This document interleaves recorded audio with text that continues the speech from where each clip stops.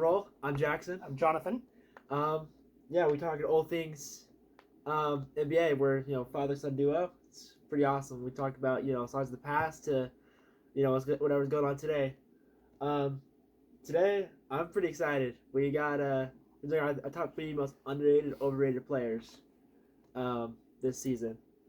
So we'll start off with our three most overrated players, and we'll go to our underrated after that. But want to start us off? Yeah, so this is tough, and I always put the caveat that remember what I think it was Brian Scalabrine said, where he said after everyone's calling him trash and like, oh, you're such a bum player, he says, I'm closer to LeBron than you are to me. Is what he said. On purpose. Yeah. So even though I say overrated, these are still NBA players. These are still in the top 0.1% of basketball players in the world. So it's hard to say that they're not a great player because these players are still good players. Mm-hmm. But I look at people who, and this is just my opinion, who get more hype and more praise than I feel that they deserve, based on their contributions to their team and their team's record, things like that. So this is just my opinion. Feel free to disagree with me, but this is where I'm coming from. So my first one is a person who's, I feel like their career has always been overrated, in my opinion. But they definitely talk a good game, and it's Draymond Green. He's number one on my list for overrated. I think his contribution to the Warriors dynasty is far overrated for what he actually did. He was more of a verbal presence on the court. He would trash talk a lot in people's faces and in their heads. But as far as what he actually could do, I feel like it was nowhere near the credit that he gets. Absolutely, I have to agree with that completely. I agree. Great defender, but at the end of the day, was it really always enough? He was more of just I feel like he's more of the heart and soul of the team, more of the energy. But I think stats or anything, did he really contribute a whole lot? Not really. Great. When you think of the Warriors, you think of Steph Curry, think also Draymond Green. They're the three of the Warriors dynasty, the Warriors franchise. We think of Golden State, you think of those two names, right?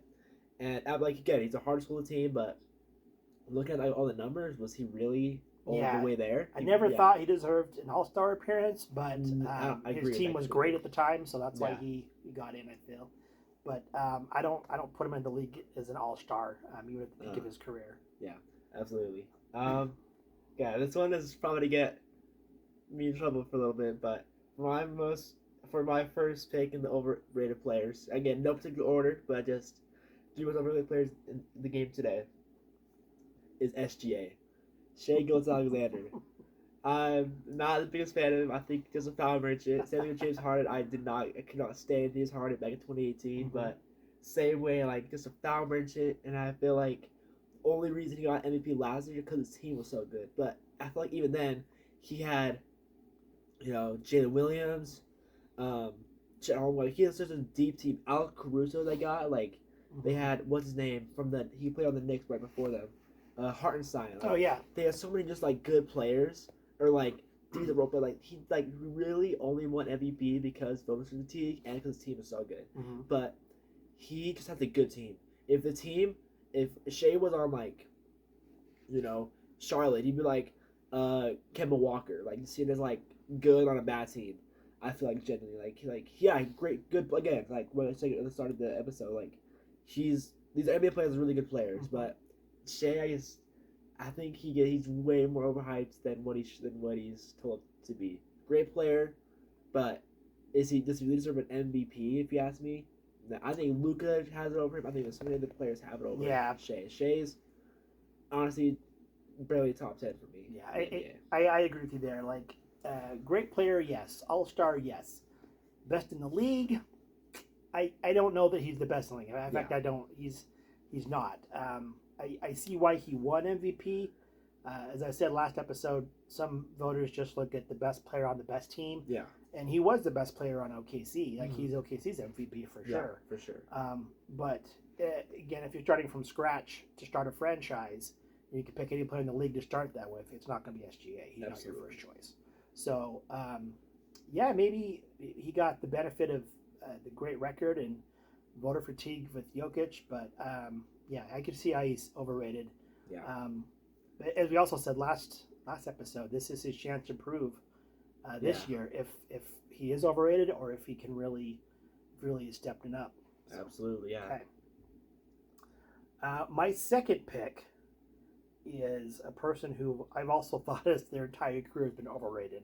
And I think that now the majority of NBA fans agree that this player has not lived up to their hype that they came into the league with. And that's Ben Simmons. Obviously, as a Utah fan, I've never hit that. The Rookie of the Year race with him and Donovan Mitchell was neck and neck. And I, of course, feel Donovan should have won it. But at the time, Ben's stats, he was almost averaging a triple-double his rookie season, assisting like crazy and rebounding like crazy. And that was it. That was when he peaked, his rookie year. Since then, he's been plagued with injuries, and then all the talk about his three-point shooting and free throw shooting is maybe gotten in his head. Yeah. And there's all the talk about the Ben Simmons cycle, you know. And once the season's over, it shows working out, getting in shape, you know, putting up jumpers, things like that. Preseason comes, has a couple good preseason games. Regular season comes, and he's a fall off the planet, so he disappears. So I think he may not be as overrated as he was before. I think people have come down to earth on the Ben Simmons stock, but I still feel like, you know, given the reputation he's banked on in the past, that he is still overrated. I'm surprised he's still in the league, to be honest with you, but I feel like he's overrated still. Absolutely. Again, as Jazz fans, that Rookie of the Year race with him and Donovan Mitchell, I still am so passionate. Like, Donovan Mitchell should have won. And even then, look at the players today. We have one who's like the 10th man on the bench. We have one who's put up 70 a couple, 2 years ago or whatever, right? And so, I mean, yeah, like Ben Simmons, like, I can go on and on about him. Like, people say he was like LeBron James, like the next LeBron James. I remember, I keep seeing videos of it now, especially. I forget his name, but one of the guys who, like, sports analyst says, like LeBron, you're gonna retire. Ben Simmons is here. Like, yeah. I mean, that age, like milk, right? Yeah, like, that was not terrible well. take. Yeah. Yeah, like Ben Simmons, like, it's always like injuries, but it's just like, I think he's just scared of to shoot a shot. And it's like, again, if you look at the series against Atlanta with Scary Trinity gonna block your shot into the hoop, like, just dunk on him, man. Like, you're like what 6'9". Like, but yeah, so he drove me nuts. I can go on and on about him. Yeah. For my third pick, I'm gonna say Anthony Davis. He's a great player when he plays, but he's also so inconsistent and he's injury prone.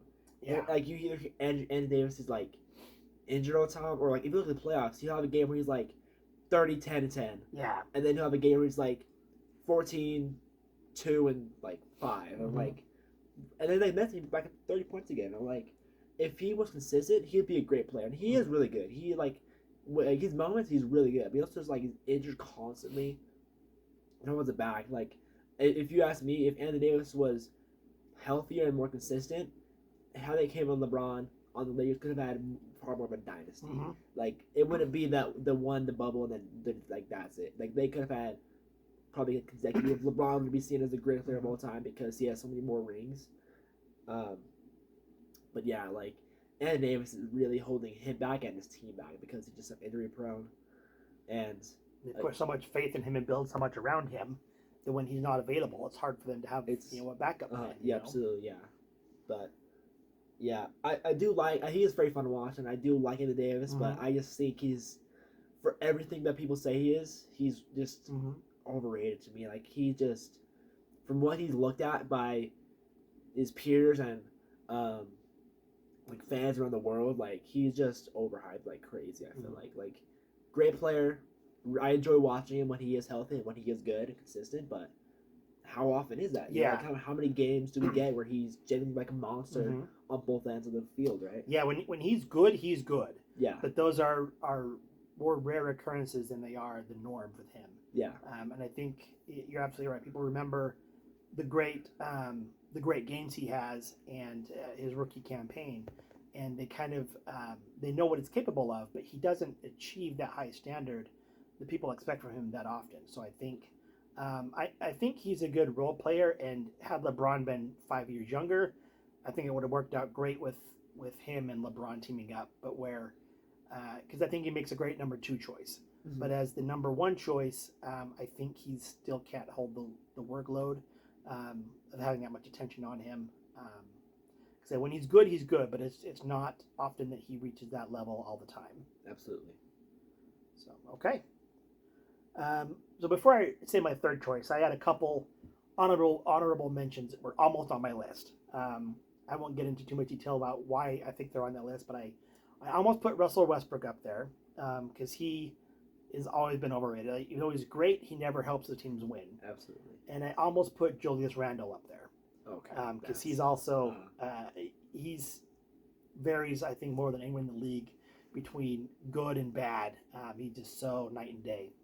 But who did make my list is a person who I've thought is underrated. Now, they're still a great player, but I've never believed that they're maybe a top 10 player like a lot of other players think they are. A lot of people think they are. And for me, it's Devin Booker. He's good, but I never thought he was great. And again, maybe it's my Utah Jazz bias, watching him go against Donovan Mitchell. I always felt like Mitchell often had the upper hand on him. And Booker, yeah, he's been great in Phoenix, but what have they done? I mean, they went to the finals with Chris Paul, and that was really it. Like he's had so many superstars around him, and he hasn't really done anything with it. Mm-hmm. I feel like when he's on, he can shoot the lights out, but his attitude, his neediness, his reputation are far exceeding what I think the value he brings to a team. I think he's not a top 10 player in the league. Maybe top 15, maybe top 20, but I don't think he's worth the hype that he gets. Yeah, absolutely. That was actually my third pick as well. Devin Booker, like, and again, it's probably that Jazz bias, but even then, I'm a Luka Doncic fan. Every time I think of Devin Booker, it's almost like synonymous with that. The Luka meme, yep. The look at me with him staring at Devin Booker, like, yep. Like he he went like crazy, and then the next game, like completely, him and Chris Paul just shut down, and they disappeared. They got blown. I'm pretty sure like at halftime it was like, like 60 points to like 12. Like it was bad. It was a massacre. Like, so again, like he's a great player, and like honestly, like him and Don Mitchell like are some of the best shooting guards in the game today. But Don Mitchell at least has that like team success. Like his team, while they haven't won anything yet, they've at least consistently been in the playoff, consistently been top in the East, right, for a couple years now. Devin Booker last year, did they even make the play-in? No. Like, I don't think they made the play-in. Like, they were just like gone. Like, yeah. So, and again, like he's played with Kevin Durant, Chris Paul, Bradley Beal. Again, like I don't really see the vision sometimes, but they're great players. Like Kevin Durant and Chris Paul. Chris Paul is one of the best players of all time. Kevin Durant is the greatest scorer of all time. And you with Kevin Durant, they got swept in round one. Yep. Like it's kind of pathetic, right? Don Mitchell at least made it a decent run. And honestly, last year, if he didn't tear his ACL, he got injured, right, in the playoffs. He didn't tear his ACL, but he got injured in the playoffs. And if he wasn't injured, well, they have gone farther, right? So it's that one made it past, made the playoffs, and honestly was doing pretty good. One didn't even make the play-in tournament. So those are the most overrated players. But let's go on to underrated. Want to kick us off? Underrated, okay. So my first one on the underrated, when I did kind of some research, I want to see, okay, who do other people think the underrated are? And I kind of saw a lot of people, and people are all over the board on who's underrated. Anywhere from role players or whatnot. The first one on my list that I came up with and kind of confirmed reading other people's insight and last year's stats was Derek White from the Celtics. So he was known as a defensive presence, a lockdown defender, but his offensive game I think has surprised a lot of people. He's a legit second or third option on a team. That plus his defense, he's really undervalued and underrated. I feel like I think he's due for a nice contract when his contract's up. But he's kind of the heart and soul of that Celtics defense, and kind of held them together a lot. after Jason Tatum went down, Yeah. kind of helped bring them back up and step up into that role, leadership role. So I think he's was first on my list for the underrated. Absolutely. Derek White is such like he just like you don't really see him a lot like on the court. He's the one of the players that you don't really notice, and all of a sudden you're like, whoa, like what happened? Like all of a sudden he just like goes out of nowhere and like will lock you up on one side, will shoot the lights on the other side. Like he's just so like just out of nowhere. I feel like you don't really look at him. For my first pick, honestly, this is like when you hear the name, like you don't really think of this guy a whole lot, but you used to, right? Like, Giannis is my pick. Giannis used to be like MVP talks, deeper wide, like he won the championship a couple years ago. But I feel like because his team has been struggling a little bit, again, it's the Pacers have kind of owned them. Like they are the Pacers, like babies. Like they cannot get past the Pacers. But Giannis is still MVP contender every year because he's good on both sides. He helps his team. He really does carry the Milwaukee team. If Giannis was not there to hold all the weight on his shoulders that he does, would they even like they'd be a lottery team? Let's be honest, they'd be like bottom of the West. Giannis is legit carrying them into the playoffs, into like and not even like play. I'm pretty sure like last year they made the playoffs as like a genuine team because Giannis put the team on their back. Damian Lillard like last year, he definitely helped out, but he wasn't as good as he was at Portland. So Giannis really is. Like, when you think of Milwaukee, you think of Giannis, but no one really thinks of them anymore because they kind of haven't been anywhere the past couple of years. It's always like first round lost to the Pacers, right? So, but yeah, I'm a big Giannis guy. I'm a huge Giannis fan. I really hope eventually they figure it out and get back to where they were a few years ago. But yeah, Giannis is my probably underrated pick. I agree. He's definitely underrated, and what I like about him and why him versus other people that were on my overrated list is he just wants to win. Like he's not about ego. He's not about his stats. He just wants to win. So whether he's the first choice or he takes a back seat and shares the starlight with Dame, he just wants to win. Like one championship wasn't enough for him. He wants to get another one, and that's what I like about him. When someone's primary goal is to win and get their team to the championship, they're willing to do what it takes to get there. And kind of going back to our previous conversation, that's what I feel like put Donovan Mitchell over Devin Booker was Donovan Mitchell just wants to win. Devin Booker just wants to look good. It was my opinion. But Giannis is the same way. He just wants to win. And he does it by doing everything he can out there. He's a beast on the boards. He's a beast defensively. And, of course, we know he can score. Yeah. So I definitely see that. And I think that, as we've said before, the East is going to be wide open this year, I feel like. So is this the year when they kind of jump out there? Jonas also said in the media day that he wants to win a title here, but he's not opposed to requesting a trade if Milwaukee's not going to do anything, if they're not going to go anywhere. So it'll be interesting to see what he does. Will Milwaukee kind of make a run for it, or will they kind of just go into rebuild mode and not make it work this year? It'll be interesting. Okay. So my second. So this was based off of, a couple things. So last year when they did the NBA players voted for certain categories, they vote for MVP and things like that, for who are the most overrated. The person that was voted by other NBA players the most overrated last year was Tyrese Halliburton. And I think that went on to, that put a huge chip on his shoulder. And we saw how he just became Mr. Clutch in the playoffs. And barring some finals miracle, it was a Cinderella story. But he just took apart teams, and where no lead was safe, and he almost single-handedly could take his team back and win. I don't think he would win that this year if the players were to vote. I think he changed a lot of minds, but I still feel like he's still underrated.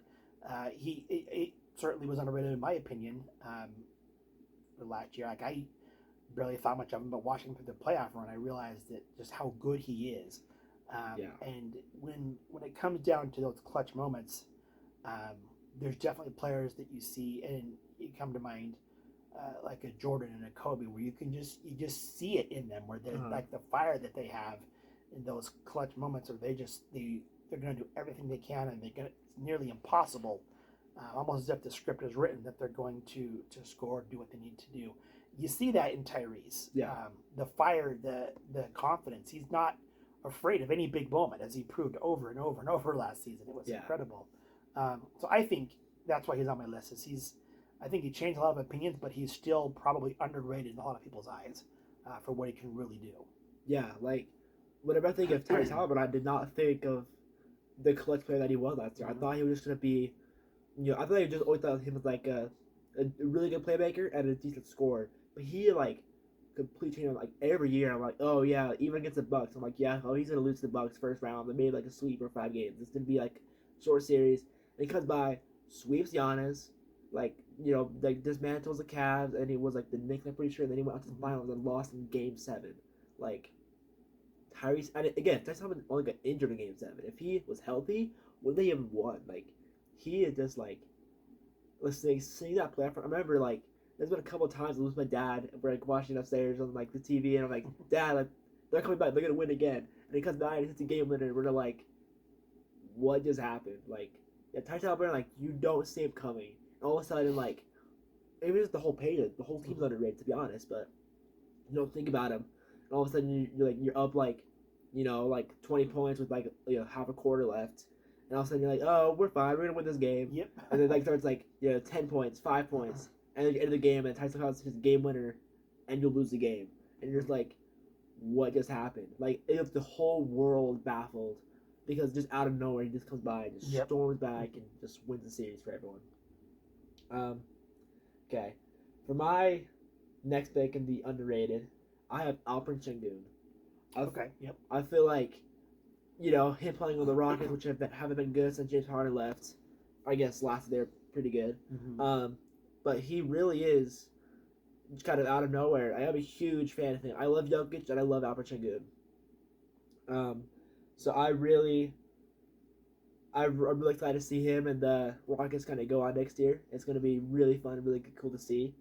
I think he's Jokic, but if Jokic cared more about basketball, did not prioritize horses over basketball. Mm-hmm. So, but yeah, Alperen Sengun is really fun to watch, and if you pay attention to any basketball over the summer about the EuroLeague, you hear like crazy stories how Alperen went off, and yeah, like he is just he's one of those players you don't really see, and then all of a sudden you look at the stat sheet and you're like, what? He's like 12 20, like 10 to 10, like. I thought I was doing a good job, but guess not, right? Like he's just one of those players just out of nowhere comes by and just destroys you. But yeah, that'd be my second pick for sure. Okay. So before I get to my last pick, a couple honorable mentions that almost made my list. First was Royce O'Neal, a former Jazz man. He's the utility knife in the league. Like he'll do anything. He need steals, so go get your steals. Rebounds, get your rebounds. And he can shoot. He's a great 3-point shooter. He's just a great 3-and-D guy, but also he can do almost anything you put him out there to do. Shut down almost anybody. When he played with the Jazz, he was always put on the other team's best player, was kind of his role. And he was all over. And he came out the same year Donovan Mitchell did, which I always said if we, for some reason, only had one pick and it was Royce O'Neal, we would have been ecstatic with Royce O'Neal, with what he brought, the contributions he had and everything like that. Yeah. Yes, Mitchell was a starter his rookie year, but so was Royce O'Neal. When Jazz won the playoffs, he was starting as a rookie in the playoffs for the Jazz his rookie year. So he's always been a great, great player. I feel he's underappreciated. He does a lot of the dirty work that people don't like to do. So he almost, and I'm going off on him, I didn't mean to, but he's almost made my list. But the person who did make my list, and this might surprise a bunch of people, saying how could this guy be underrated, is Nikola Jokic. Even though he's won three MVPs? Something like that, yeah. 3 MVPs, probably should have won his 4th. I still don't think he gets the respect that he deserves. I think when his career is over, he will honestly be in the top 10 list for players. He is that good. Effortless triple doubles. He knows everyone's bringing double, triple teams against him every night, and he still puts up his numbers seemingly effortlessly. It's just incredible. Like if he had the type of passion that you see in some of these other NBA stars. Like if he had, like I mentioned, the Kobe or the Jordan's passion, how good would he be? You know, not to say that he's lazy or doesn't try hard. It's so effortless. Yeah. And he's so frustrating because he's so tall, but he can shoot outside, and if you double team him, he can pass like any point guard. He's incredibly gifted all around, and I still, even though he's the primary focus of every team, I still don't think that we appreciate what we're seeing. We'll be telling our grandkids and our kids that we're like, hey, I gotta watch this guy named Nikola Jokic. I'm like, you gotta watch Jokic. He's that good. I feel like, and we just don't see it. We don't appreciate it, and hopefully one day we'll get to see, wow, this guy was something else. Yeah. So he's on my list as still underrated. Yeah, absolutely. Like you're saying, he's so good all the time and so consistent. Like it's almost like an anomaly when you hold him to like under 20 points and under like 10 to 10, right? Like it's an anomaly, and because he does it so much, he's so consistent, being so good all the time. Like we just kind of come used to it. Like all the records he was breaking last year, like he broke a ton of records. Like again, should have won MVP over Shea, but because he was just so good all the time, everyone's just like, oh, whatever, it's just Jokic being Jokic, just don't think about it. But yeah, I mean, for sure, if he had like the Mamba mentality, by far he'd be the greatest player to ever touch a basketball. Like it wouldn't even be like a debate. Like Jordan who, LeBron who, like it would be Jokic is the obvious number one, and if you say anything else, you're trying to be different. Like because he was just so, like he's so insane. But yeah, like he's so good all the time. No one bats an eye anymore. Yeah, my third pick again as a Jazz fan, I had to pick Donovan Mitchell. People put him in the same conversation as Devin Booker, but again, the thing of Devin Booker and the difference between him and Devin Booker is Devin Booker, like you're saying, only cares about how good he looks. Again, great player, one of the best shooting guards in this era, but he honestly would rather put up like 50 points a game than carry a team to a championship. Donovan Mitchell is different. Donovan Mitchell had became the leader the Cavs need, and honestly, I think it's only a matter of time till he is one of the greatest players on the Cavs. Honestly, LeBron is the clear number one. Honestly, number two, either Kyrie or soon to be Donovan Mitchell. But I think Donovan Mitchell is going to take that award soon. I think because no one really looks at him, and because he said he won anything, but I feel like it's only a matter of time. Yeah. I feel like the Cavs, maybe if they get one more piece, figure one thing out, get one little detail tweaked or whatever, I think they're legitimate contender. Yeah, I agree. He almost made my list as well. I try not to do too many Jazz players or former Jazz players just because I'm so familiar with them. But I love Donovan Mitchell. When he was in Utah, not just the player, but he's such a classy person that I can't help but wish him well, regardless of what team he's on. So he's so underappreciated. I think dropping a 70-point game, and it's it's different than like a Devin Booker 70-point game where you drop 70 but still lose by 40. Yeah. Where his team needed all 70 points. Like it was still a hard fought game, and he's such a good player offensively. But I also remember several times watching him as a Jazz fan, watching him chase down, block other teams and other players. So he gets out there. He does the dirty work. He's not just a one-sided thing. Like he has that passion where he wants to win so desperately. And I think as we talked about in earlier episodes, he hates that reputation of he can't do it in the playoffs. It's plagued him his whole career. I mean, he's still in his prime right now, but it's plagued him so far. Yeah. And he's got to get that chip off his shoulder. I think he'll get the respect he deserves if he can get to a conference finals or a finals. Absolutely. Yeah. Well, those are our top three most underrated and overrated. We had a couple hot takes and a couple guys we wouldn't really expect on there. But, I think our points stand, and I feel like we definitely made a good case for all of our players. I'm kind of excited next episode. We kind of got, this is pretty spicy, but next episode we're doing our top 10 players of all time. All time. So 10 through 1, yep. Yeah, 10 through 1. So I'm pretty excited. It's going to be really, really awesome. I'm really looking forward to it. So stay tuned for that. It's going to come out soon. So I'm really excited. It's going to be definitely a fun episode. But yeah, thanks for watching. Come back in the next episode. You sure will. Here's some great takes. So, Okay. See you next time. Yeah, see ya.